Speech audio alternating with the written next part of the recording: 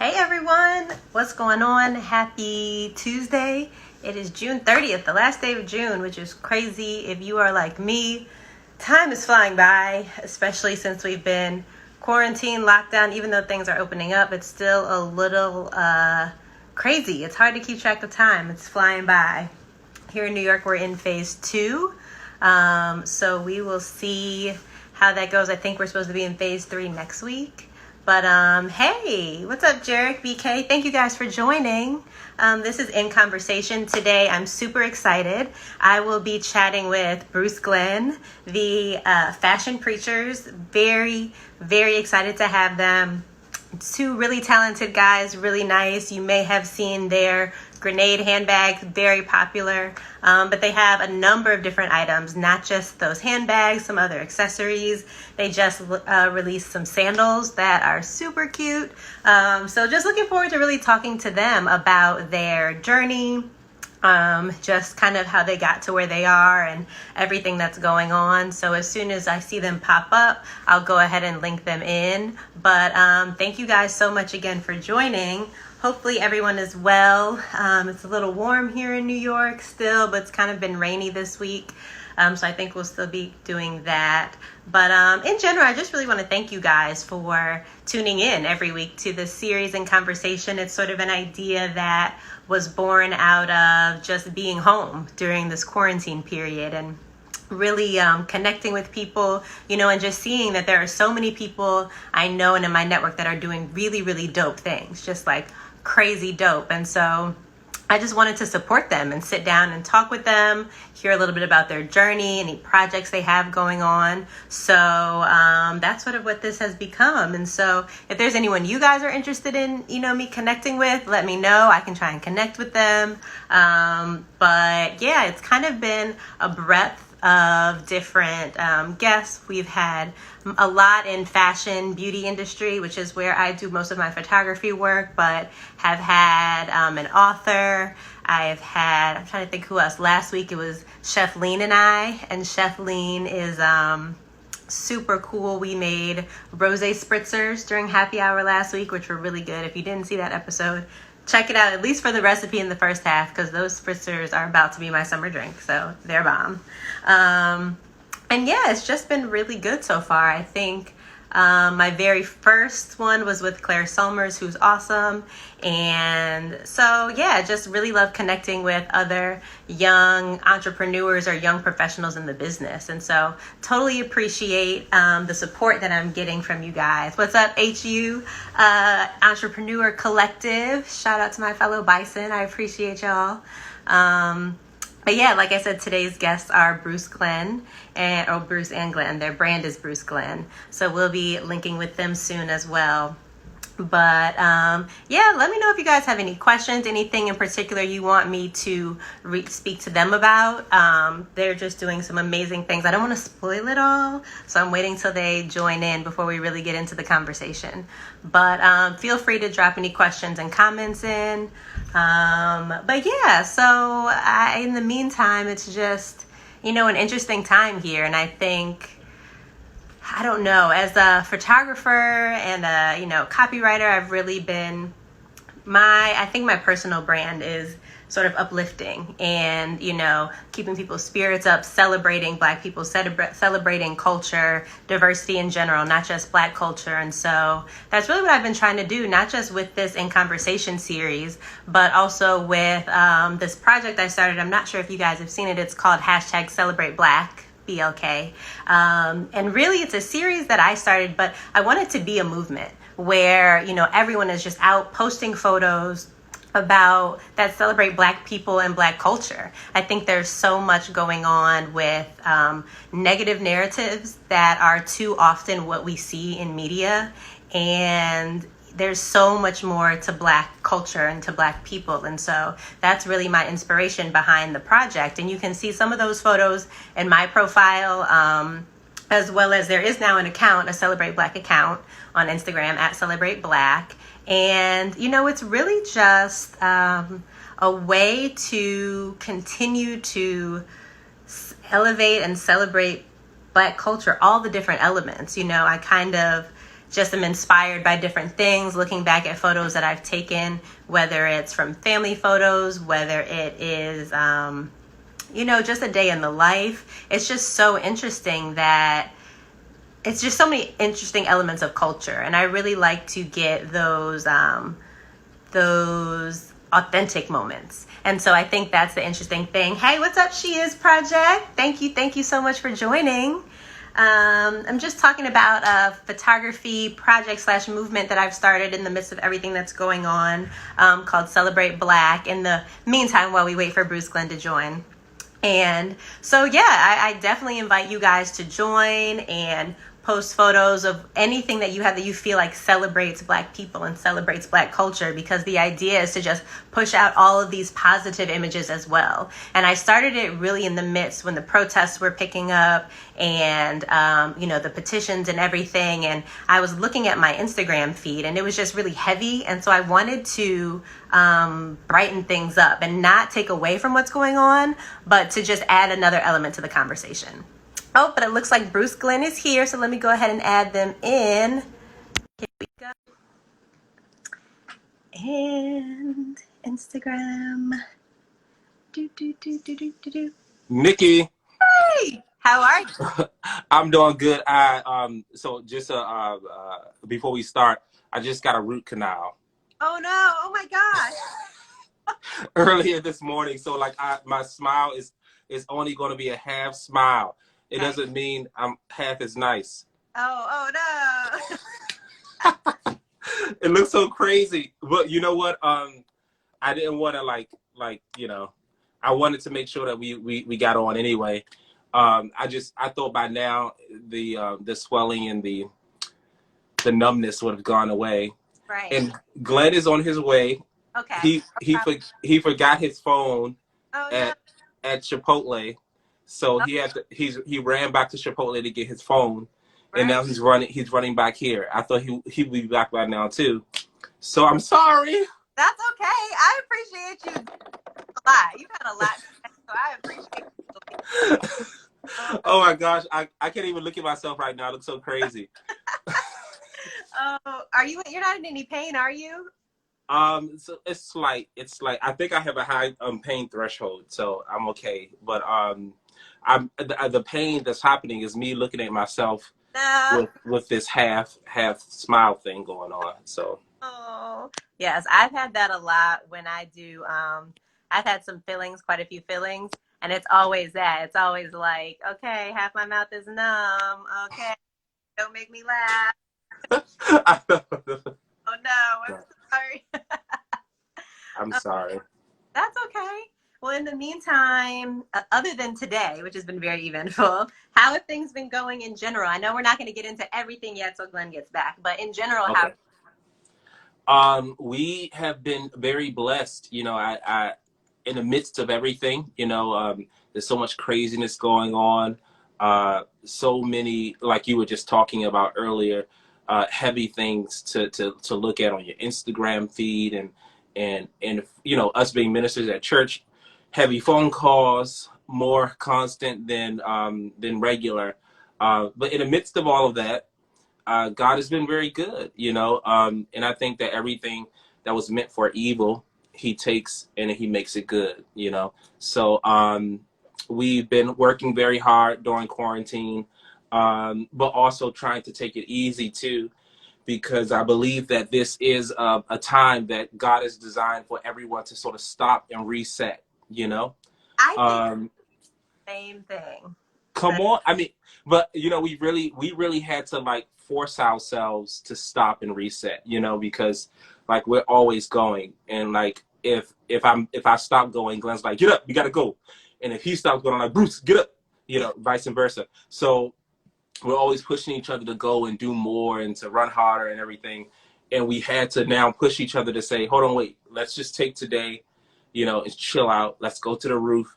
Let's pray. Let's spend some time in the presence of God. This extra time that we would usually be running, let's just spend sitting and listening, So overall, although there's been some really hard times, and I think it's a weird time for everyone, it's been it's been pretty good. It's been pretty good to stop and reflect and to hear God and all those things. So Yeah. No, I agree. I've been doing the same thing. What's up, everyone who's joining? Pharaoh, Brandon. I'm trying to see who else I see, but thank you guys for joining. If you have questions, drop them in the comments or in the question box, either one.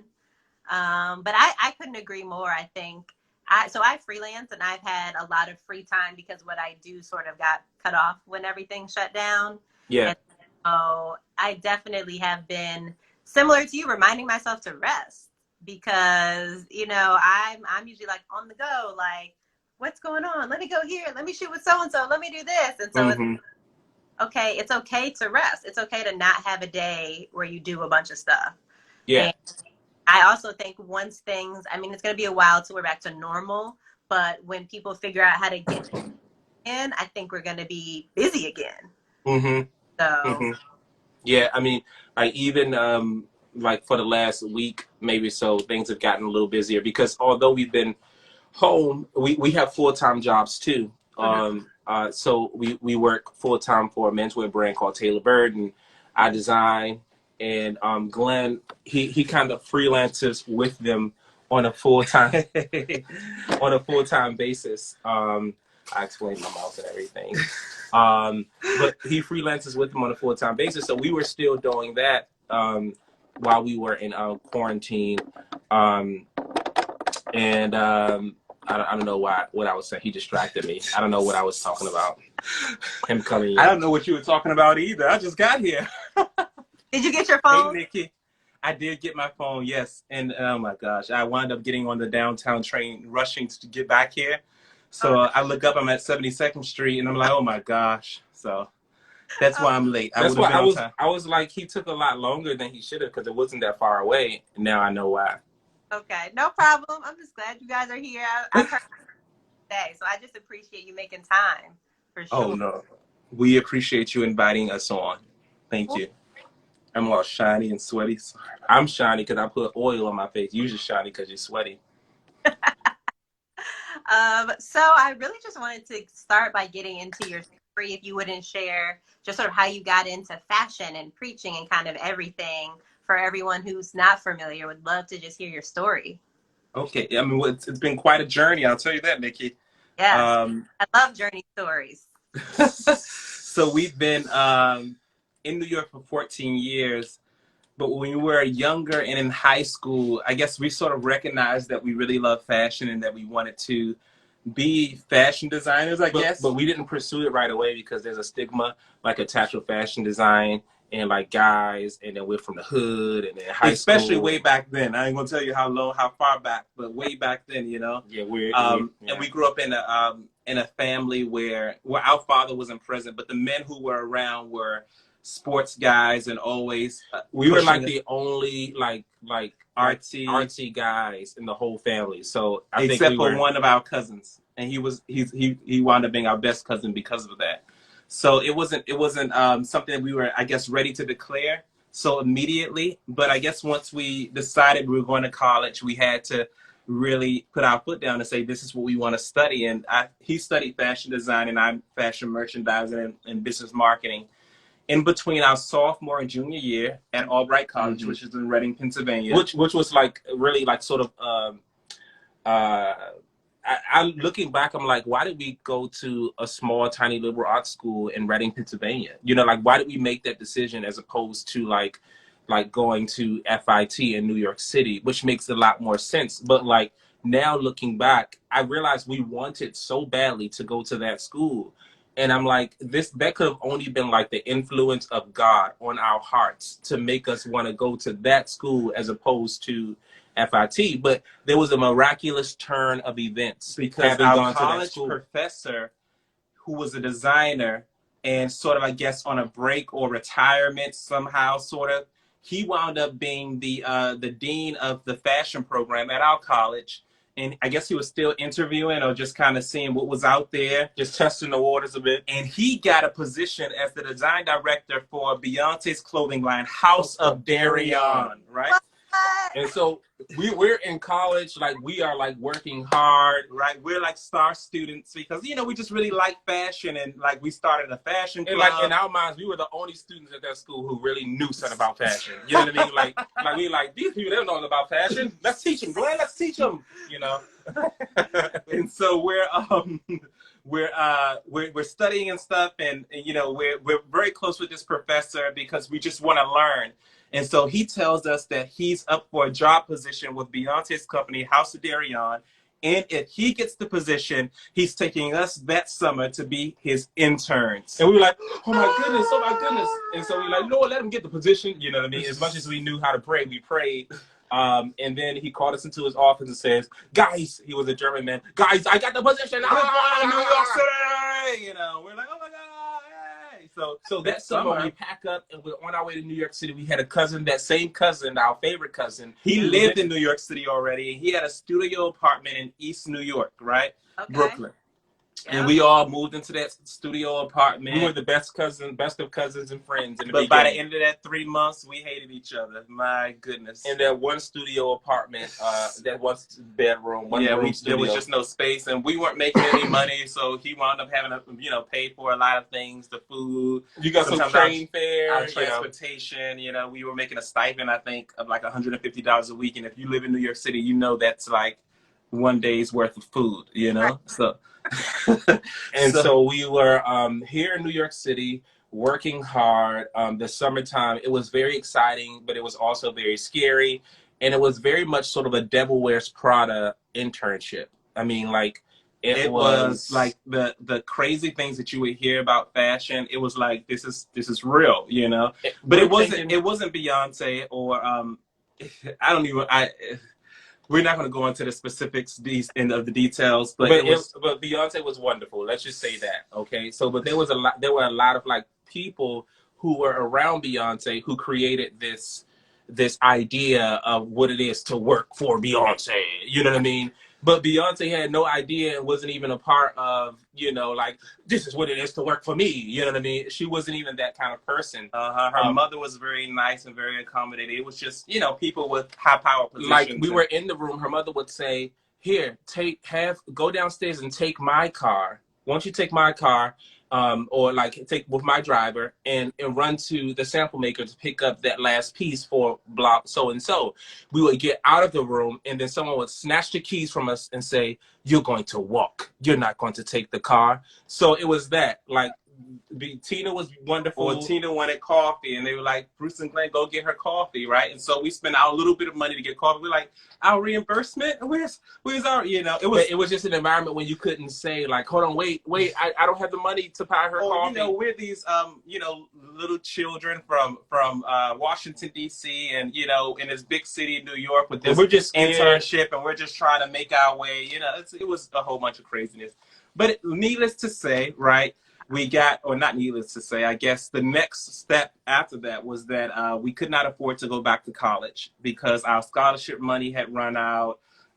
We had a balance from last semester, and now we have a bill going into the next semester. So we're thinking, oh my goodness, our life is over. We're going to be college dropouts. We're going to live on our mother's couch. No. So we got hired with the licensing company that housed House of Darion at that point. Which was a dream come true, and it was miraculous. So but House of Darion split from that company. So we were no longer working with Beyonce's company, House of Darion. They went to another licensing brand, but we started working for a juniors brand called American Rag. Okay. And I designed non-denim woven bottoms. And I designed tops and dresses.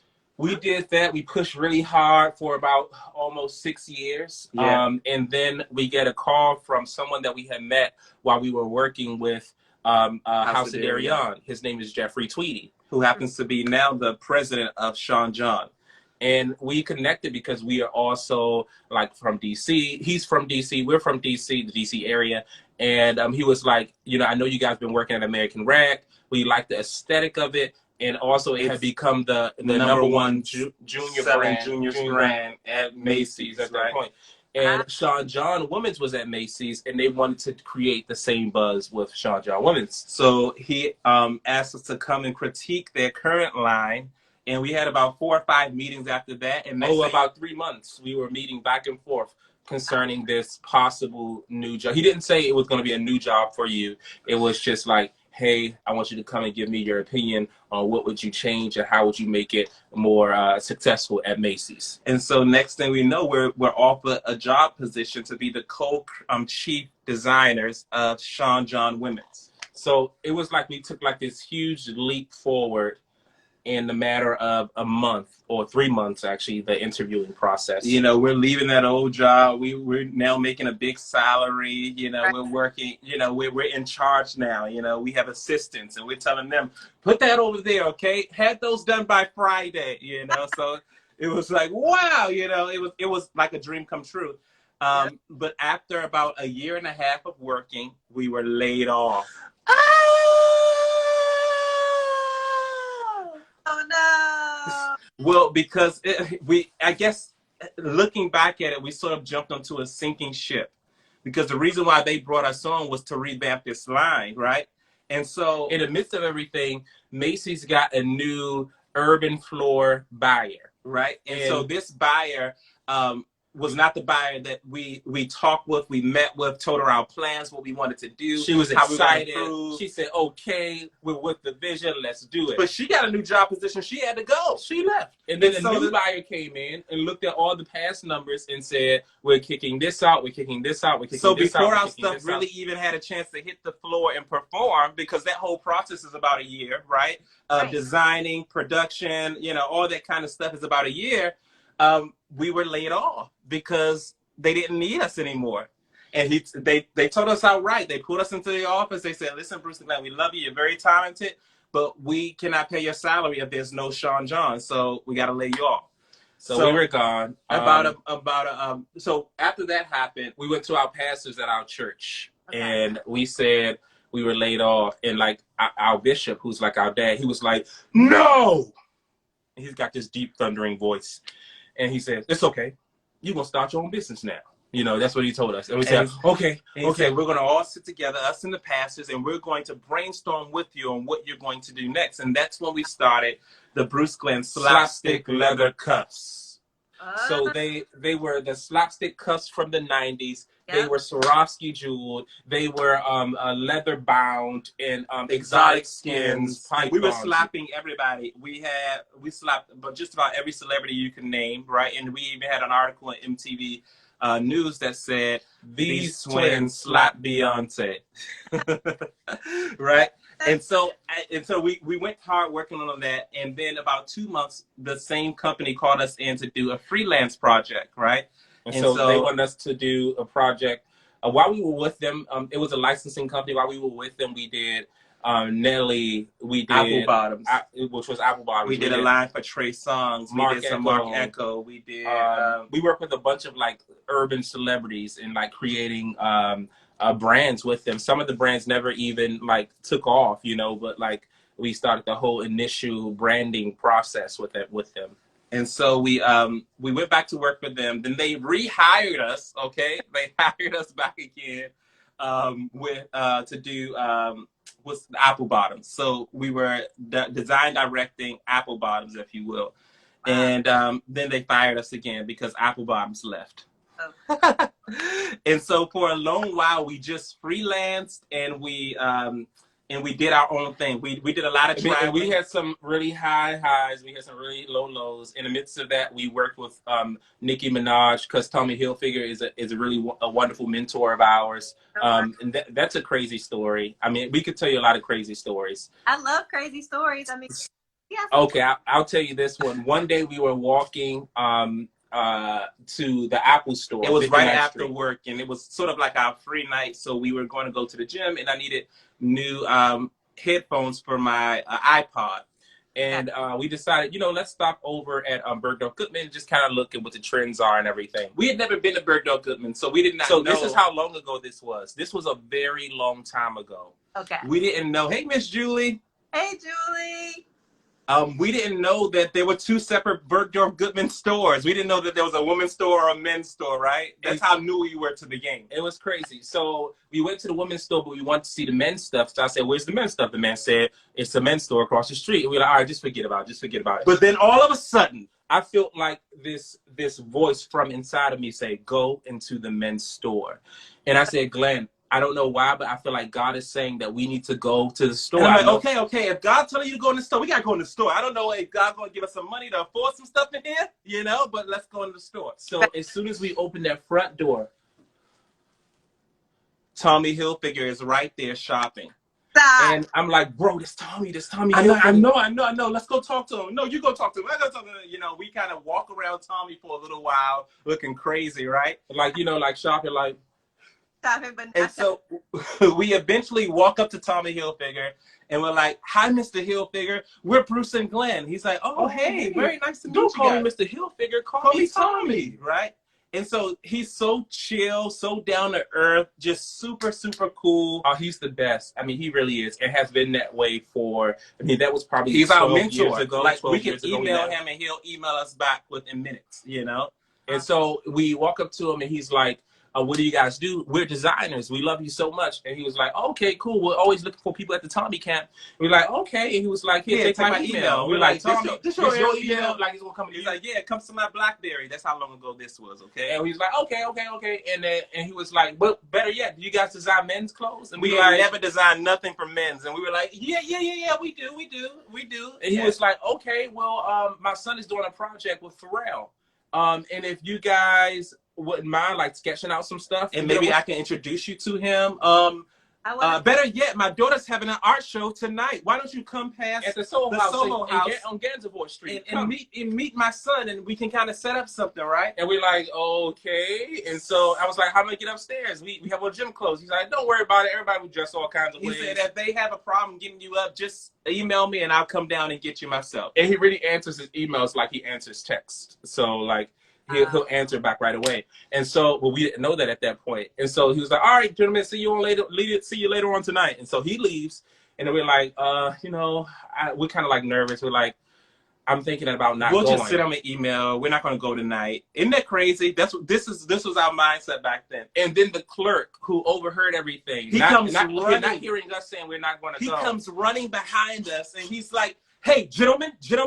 If I were you, I would go tonight. Tonight, you need to go. That's a once-in-a-life opportunity. No, that doesn't happen to anyone. And we're like, what? It was almost like the voice of the Lord coming down in this man, like, you better go tonight. You know, we're like, oh my gosh, okay, we're gonna go, right? And so we make our way to the art show that night. And it really, to make a long story short, because it can go on for much longer, it started a wonderful relationship where Tommy has mentored us. Anytime we do something new, we send it to him. He gives us his feedback.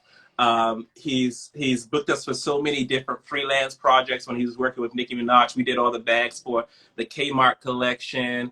We've done a lot of very secret projects that I don't think I can mention, so I'm just not going to. But he's just been a very wonderful mentor, and we're grateful for it. And so, but it was the voice of God that directed us, you know? But that was like one of the high points, like when we were laid off and we were freelancing. And then one of the low points, and this, I feel like so bougie saying this, you know, like this is a low point, you know what I mean? But for me, it was a really hard time. And I know like some people are like, I can't identify. I'm sorry. That don't sound hard to me. You know what I mean? But I get that, you know what I mean? We had to take a job at Home Depot and we were selling kitchen cabinet refacing. And so we would walk around the store and we would say, hello, kitchen cabinet refacing. Yeah, I can't even remember what we used to say. No. There was some kind of... with the orange apron, everything. And it was fine. And most days I would have so much fun at work because I was interacting with people. And I like to talk with people. And I like to have fun with people. And I would be inviting people to church. You know, sometimes a customer would tell me, like, that guy over there soliciting here while he's working. And I'm like,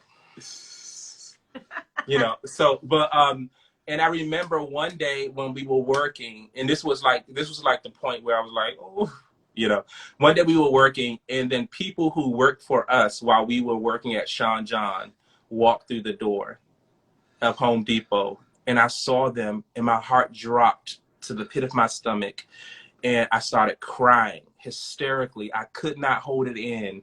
And I ran, and while I was on the clock, I took off my apron and hid and cried. I know, I'm sorry, it's so dramatic. And I feel even embarrassed, you know?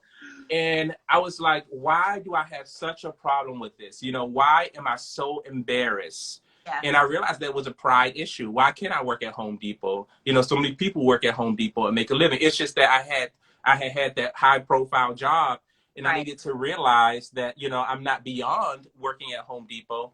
And really that day, God shifted something in my heart, you know, and it wasn't long after that we didn't work at Home Depot anymore. But I think that was a moment where, you know, God allowed for me to see myself, you know. Needed to be humble, you know, because the Bible says that he exalts the humble. But so if you go real low, he'll lift you up. Come on now. But if you exalt yourself, come on now. Smack you down. Come on. And if I want to be lifted up, I want God to be the one to lift me up. I want to lift my own self up. Come on now. So we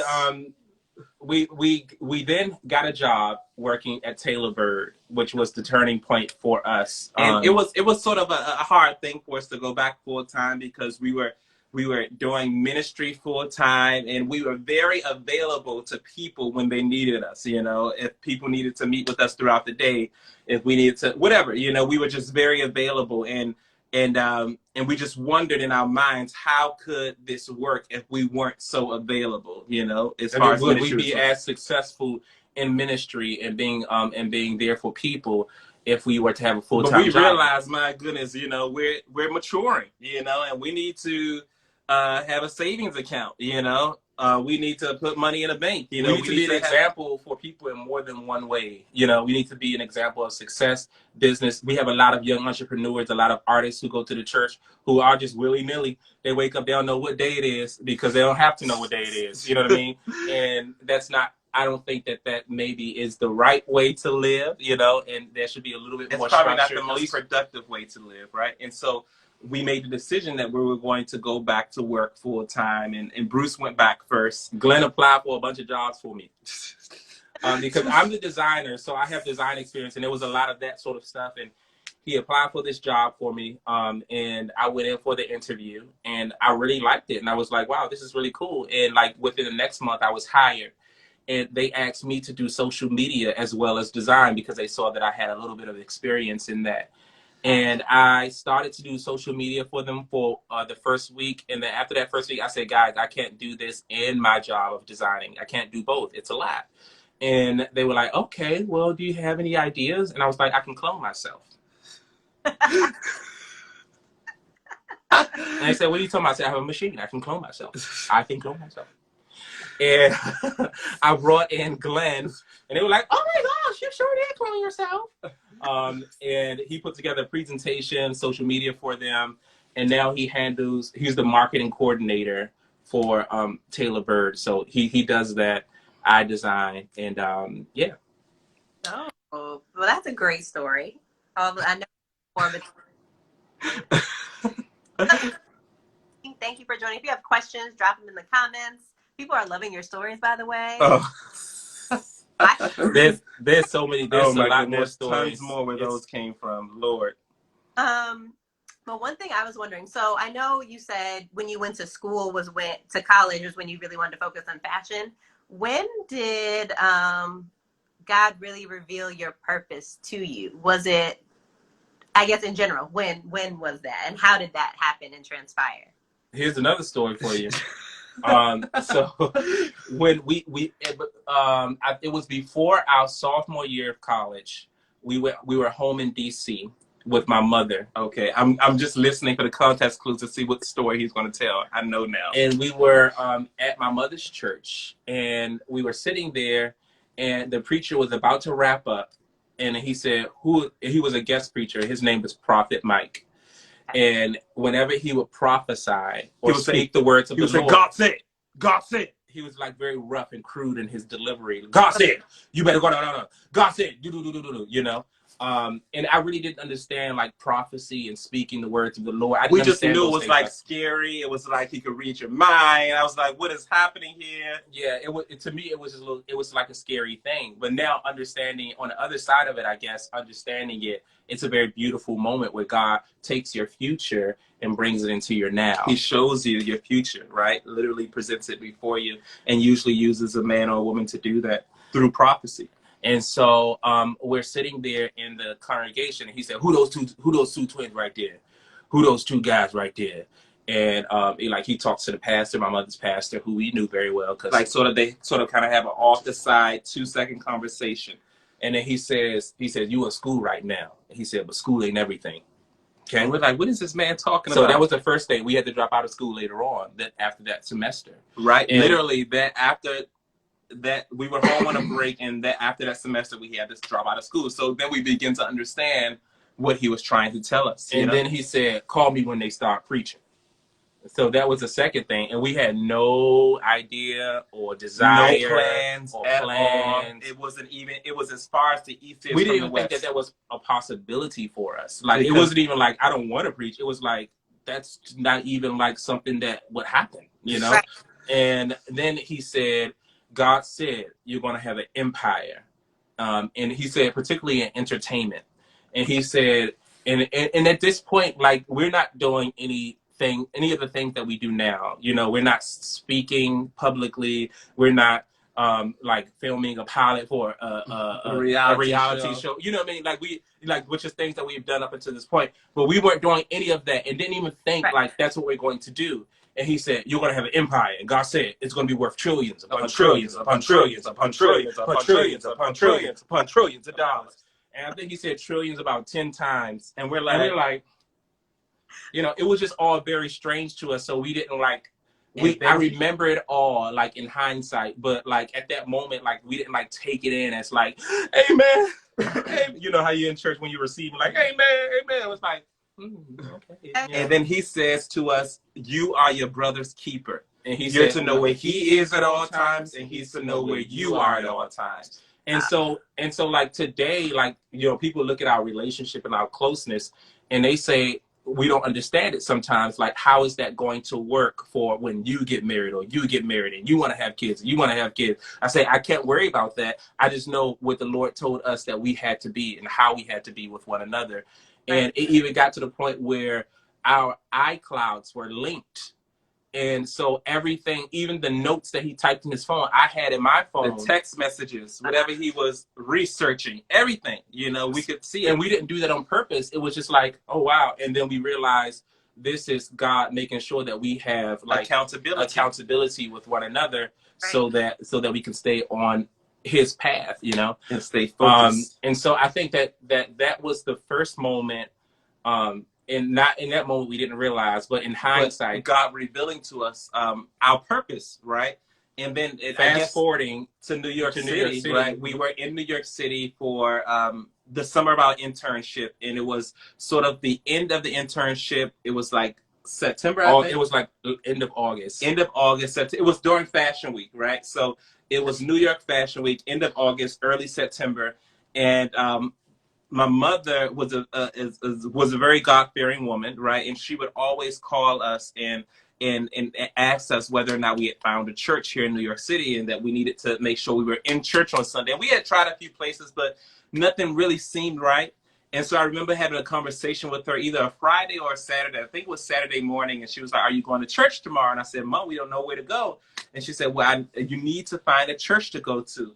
And that day, after we got off the phone with her, I prayed a prayer, not realizing that's what I was doing. But I said to myself, you know, if we're going to go to church, then the church got to come to us, because we don't know where to go. Right. And so this wasn't the time of like Hillsongs and, you know, like all these churches weren't like popped up back then. So this was probably about 14 years ago. And so we were going to a fashion show. A friend from DC who was a model, she was in a particular show on 116th Street in a karate dojo, and she invited us. And she invited us during her call time, which was like 2 hours before the show even started. So we got to the venue so early, and we're like, "Where's the show? What's going on?" They're setting are up. they setting up or taking it down? We didn't know what was going on, right? So we're about and to she's leave. nowhere to be found because she's coming from another show downtown, so she's running late, right? And so we're just like, "Let's go." And we're walking down the subway stairs, and as we're walking down the subway stairs, she's coming up the subway and she's stairs. like, wait, please, can you just stick around and just wait for me? I got the times wrong, and I was late for my other show, and I had a casting, and everything just got all crazy. Can you just wait around? Because I want support here at this show. And we're like, okay, Jessica, we'll wait, we'll stay. So we stay, and we're waiting outside, and we're leaning up against the wall, and all of a sudden, this girl walks by, and like she's very pretty, and she like does a double take. She's like, and we're all dressed nice. I think we had been working out that summer, so we were like a little swole. This was a summer that I saw my 4 of my 6 abs for the first time in my whole life. Part of it was due to the fact that we were working out, and then part of it was due to the fact that we didn't have any money to buy food. So we're leaning up against the railings that held the carts at a grocery store, and we're just leaning there, and she walks poking by, her chest out a little bit more, than usual. And then she does a double take. We're like, oh, we got her. And so she gets to the end of the corner. She's on the phone at the same time, but she looks back, and like Bruce said, she gets to the end of the corner, and she turns back around, and she comes and says, "Hey guys!" She had like this high voice. She was very bubbly. She's very smiley. This is very random. She looked like Tyra Banks. Very pretty. Had a little more right here, light eyes. And I mean, just like Tyra Banks, tall, And she was like, "This is very random, but I want to invite you guys to my church." We're like, "What, Ma? All right, we coming to your church." All right, yeah. Church? You say church? Are you a good girl? All right, okay. So that was Saturday, and Sunday was the next day. We went to church, and we walked in like an hour and a half late. And she was the one preaching. She was preaching up a storm too, and she was married. So, but she and her husband quickly became really good friends, and we got wrapped up in a tornado whirlwind of God. These people were crazy. They were all so young, but they were so on fire for God. They were like, I've never seen it before. They were hitting the streets. They were like, she's like, "We're gonna go evangelize. You want to come with us?" Like, "What's that?" She's like, "We're going to tell people about Jesus on the street. We're going to make some new best friends, okay? Same thing I did with you guys, okay?" And I was like, "Okay." And so we went out into the street, and then I would see her. She was like, she would walk up to somebody. She's like, "God says that, And the person like, "Ah." And I was like, "How you do that? How you know how to do that? You made her cry like that." She's like, "I just said what God put in my heart to say." She said, "God's going to do it with you too. You'll see." And I was like, "Okay." And so we were out on the street. I would just stay there watching for like the first 5 times, and and then all of a sudden I would begin talking to people too. And it before felt so good. It, we were doing announcements, Then we were, doing Bible studies. They came over to our house, and I think they knew what they were doing when they came over to our house, because they said, "We're gonna get them in a moment. We're gonna overwhelm them with the Holy Spirit." And so like I had never had this moment before, and she was like, "Do you want the Holy Spirit?" And I was like, "Yeah." And then she was like, "Okay, come on, her husband." She's like, "Let's pray." And they started praying, and I started like jumping up and down, and I was like crying. What was it I felt? Oh gosh. And from that moment, my life was never the same.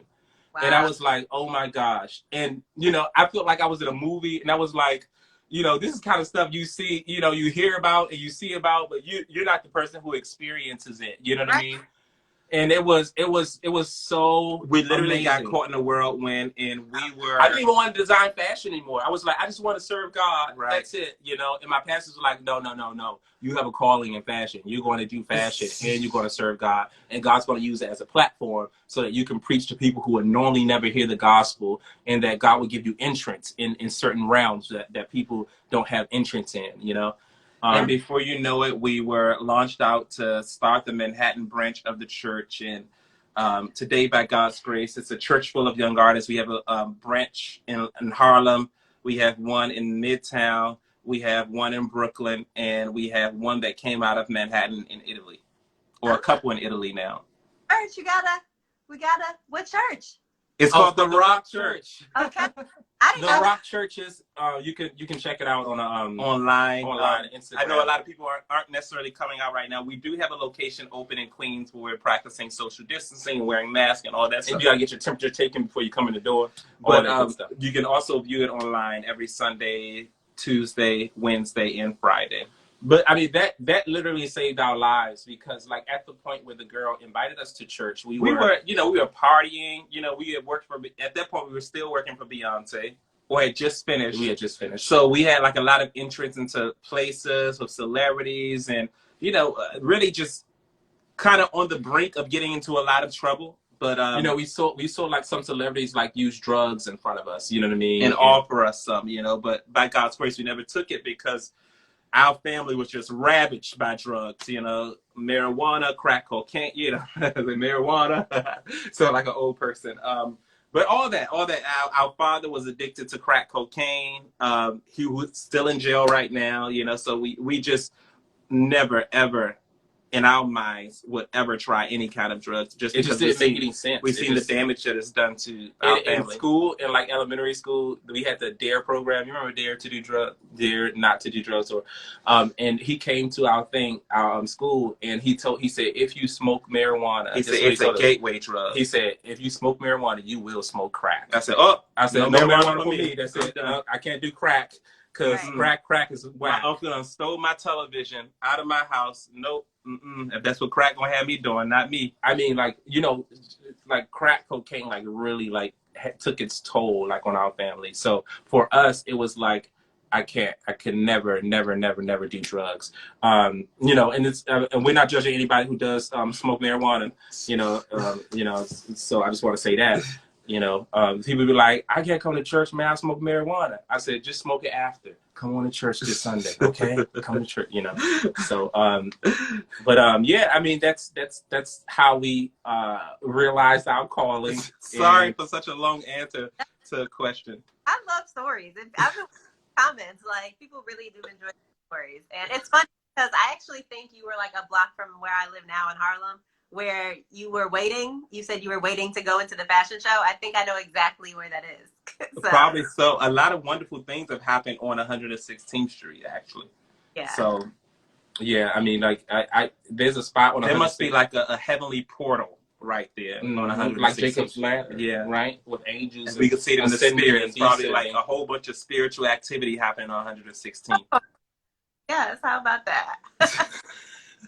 If it's gonna happen anyway, it's gonna happen on 116, baby. Come on, you know what I'm saying? You Everybody, come on to Harlem. So I know, man, time is going really fast. I'm sorry because we're talking too much. But it's so good. That's why I'm not like that. It's just really good. So I do want to talk though about your new collection and what you guys have been doing lately. I know that you guys were showing some stuff at Icon 360. And so just kind of talk about the new collection. What's the inspiration behind it? If you have anything you can show would be great. Anything. Yeah, we do.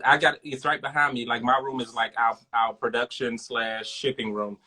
This is my bedroom, Bruce's. But it was really a miracle collection for us because we decided to do the logo collection. First of all, we hadn't done anything for a long while because we were scared and a little hurt, you know. And so, like, but it was. I know. It's just the way you said it, a little hurt. You know, we were, you know. And before we had started working full time, we weren't doing anything because we didn't have any money to put into developing anything. But now that we're working full time with a nice salary, we were like, let's you know, develop at least one bag that we like, right? And that's how we started with the grenade bag, which is this beautiful bag.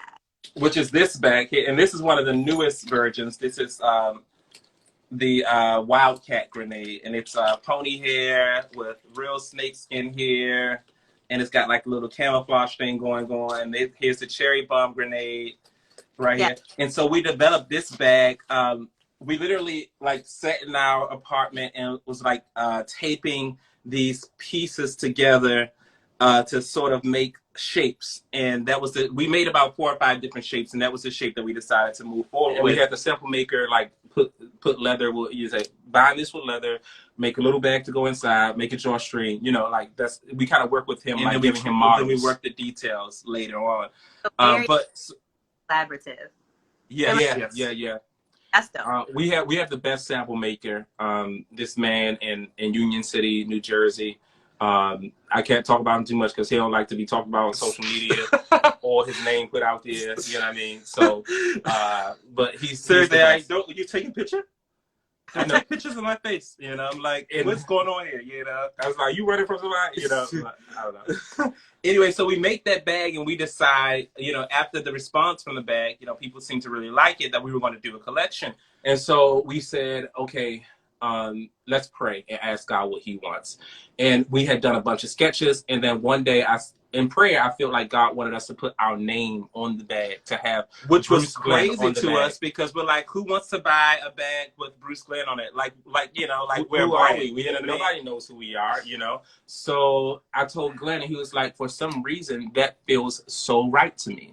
And I think that that is the word of the Lord, and we should do it. And so we developed this trim in Brazil, and we developed this whole collection, and we had planned on showing the collection in March, but then COVID-19. we were on vacation in Florida, so we really did not have a grasp on how serious things were. Florida was so lax. Florida was so lax. We was at the swimming pool. We were having a good time. Like we had taken like a week or a week and a half off, and then our job. People were like, New York is crazy. The grocery stores are empty. And we're like, yeah, we'll be up there soon, yeah.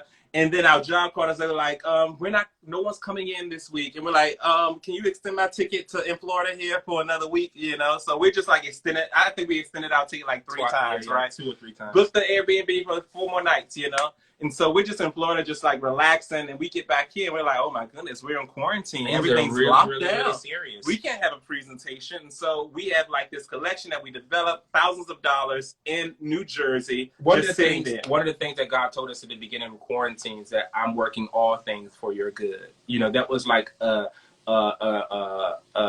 reoccurring word. A through and through, a staple, right? Mm-hmm. A through line that God gave us at the very beginning of quarantine. And so we're like, okay, well, you know what? Maybe we'll just show the collection later, you know? And then we get a call from Brandis, and she's like, you guys should show your, submit your collection and stuff to show for HFR 360. And we were like, okay, we'll send you what we have and what we're thinking about. And we have this logo collection, but, you know, we're a little scared about it. And she's like, do it. Do the logo collection. She's always such a wonderful cheerleader. She's amazing. I love Brandis so much. Yeah, we've known Brandis since before Harlem Fashion Row started for a very, very long time. And so she was like, do it. So we did it. We shot the collection here in my friend's apartment right across the hall from us. And we showed the collection. And it got a really good response. And people are actually buying bags with BruceGlen all with our names on them. That was like blowing my mind. I was like, even though we got the logo collection, the grenade bag is going to be the number one still, because it's just a great bag, doesn't have our name on it. But the 2 number 1 bags are bags from our logo collection. Which one? The sparkle pouchette, which we don't have any. We don't have any samples of the sparkle pouchette. We can't keep that bag. I'm telling you. We really can't keep it. Like, there's more being made now at the factory because it's selling so much. And also the yellow egg bag. I don't know if you know. We don't have that bag either because every one of those we already sent out, and more being made now. So I know that's terrible. We can't even show you the best-selling bag. Sorry. All right. But we'll show you some other pieces from the logo collection. Would you say? Oh, we did have a question that said, where in Queens, and name of the church again. It is on Queens Boulevard, right across the street from Queens Central Mall, and it's called The Rock Church, and you can't miss it.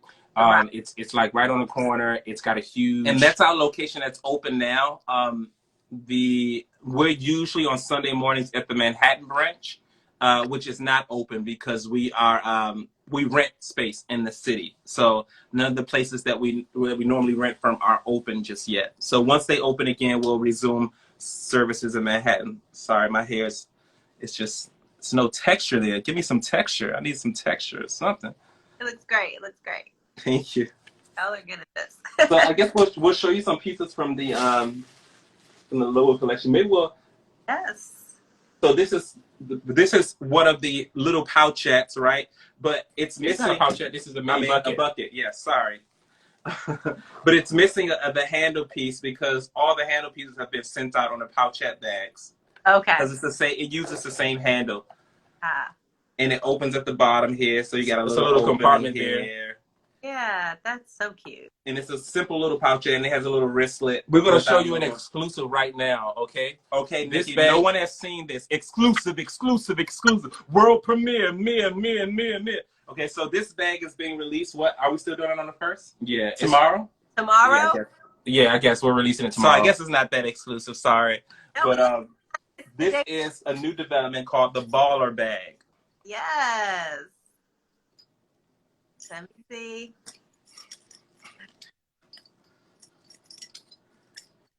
Wait.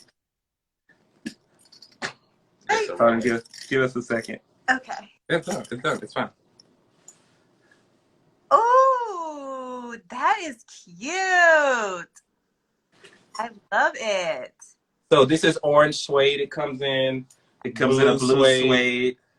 Oh my gosh, love it. And for the girls, it can fit on their wrists. Yes, that is so cute. And then a black leather. That is so cute. Okay, so where did you get the inspiration for this? Because that's so creative. So we spend a lot of time in our factory, like picking up like things that he has there. Like he had all those rings there, and I'm like taping it together. I'm like that, and he laughs at us all the time. You know, he's like, "That's crazy." He's this older man from Ecuador, and he's like, "Oh, this is crazy." You know, that's gonna be hard making this. You know, that's what he says. And like we're putting it together, and he was like, "Oh, okay." You know, and we have this really wonderful relationship with him. So we were just playing with stuff in his studio. We're like, so we made the cage, and we're like, "Can you make a ball in it?" And so we sat there and watched him make the pattern and everything. And he tried some things, and he went back and cut again. And he tried some things, and he went back and cut again until he got this bag. That's so the baller bag. We've also developed a pair of sandals. So what we decided to do is, you saw the sandals? I saw them and they are so cute. You like them? And they're mixed match, but you can get, because so many people were like, they were like 2 sets of sandals. We're like, no, this is one set. It's a pink one and a green one together. And people are like, what? No. And we're like, yeah. And they're like, no. And we're like, yeah. And they're like, no. And so we decided that if you want to buy them, you know, the same pair for one person, you can do that. So there's an option on the website for purchasing. So you can get all green, all pink, or mixed match. But so far, everyone who's bought it has bought the mixed match. So maybe it was no need. It's so creative. When I saw that, I was just like, I love that it's the mismatched colors, the shapes, they play off of each other. I think that's, like, I love it. Thank you. Mr. Baldwin, how are you, sir? So, but it's good to see you, man. So, but what we decided to do was we're going seasonless and collectionless. Okay. So we're just developing, we're just developing and making garments, not even garments, just garments soon. We got some things in the work. But we just decided that we're gonna make things as we want to, as we feel. You know, like probably at least once a month to do a drop. You know, if not every week. You know, where we could just go every week. Okay, we just talk about every week. At least once a month, where we could just go and develop some things that we're when we feel inspired, and we can like make something and just release it, you know, and that our customer base can just come to expect like something new every month, whether it's a new colorway of a bag that we currently have or a whole new style, just to keep it fresh and to because we've already gotten since we've done a new collection, repeat customers. Wow. So our goal is to build. It's like they hadn't even gotten the first delivery yet, and they already came back for another one. Yes. And another one. And this is our slapstick.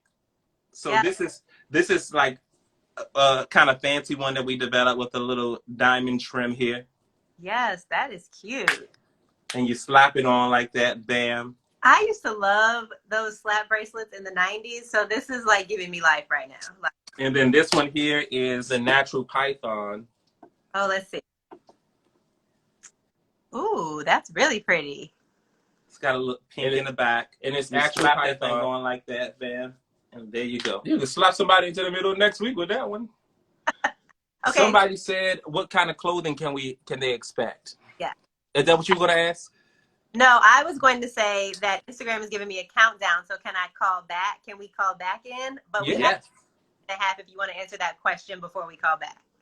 Whichever one you want to do. Let's just call back now. I'll just dial right back in, and then we'll answer. Okay. Thanks. Be right back.